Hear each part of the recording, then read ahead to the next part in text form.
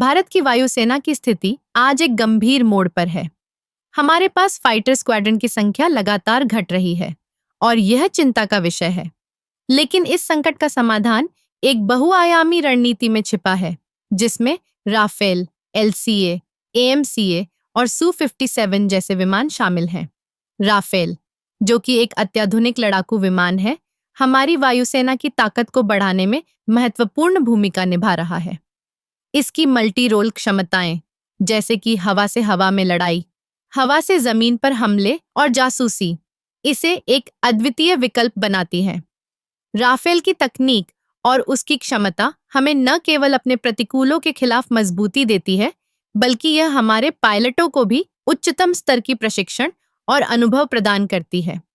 अब बात करते हैं एलसीए यानी हल्के लड़ाकू विमान तेजस की। यह विमान स्वदेशी तकनीक पर आधारित है और इसे हमारे देश के युवा इंजीनियरों और वैज्ञानिकों ने विकसित किया है। तेजस की हल्की डिजाइन और उच्च गति इसे एक अद्वितीय लड़ाकू विमान बनाती है। इसके अलावा यह लागत में भी किफायती है, जिससे हम बड़ी संख्या में विमानों को खरीद सकते हैं। तेजस हमारे लिए न केवल एक रणनीतिक विकल्प है, बल्कि यह आत्मनिर्भरता की दिशा में भी एक बड़ा कदम है। फिर आता है एएमसीए यानी अगली पीढ़ी का लड़ाकू विमान। यह विमान भविष्य की वायु युद्ध की आवश्यकताओं को ध्यान में रखते हुए विकसित किया जा रहा है।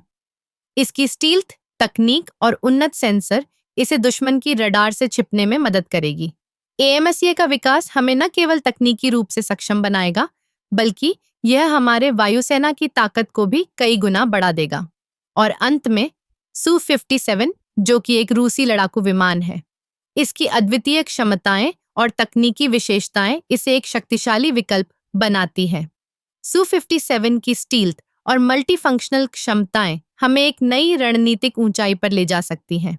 हालांकि इसके साथ कुछ चुनौतियां भी हैं, जैसे कि लॉजिस्टिक्स और रखरखाव, जिन्हें हमें ध्यान में रखना होगा।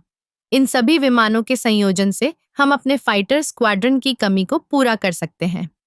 यह एक बहुआयामी रणनीति है, जिसमें न केवल विदेशी विमानों का उपयोग है, बल्कि स्वदेशी विकास को भी बढ़ावा दिया जा रहा है।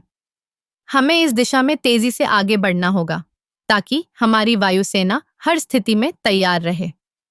इस संकट का समाधान केवल विमानों की संख्या बढ़ाने में नहीं है, बल्कि हमें एक समग्र दृष्टिकोण अपनाना होगा, जिसमें तकनीकी उन्नति, प्रशिक्षण और रणनीतिक योजना शामिल हो।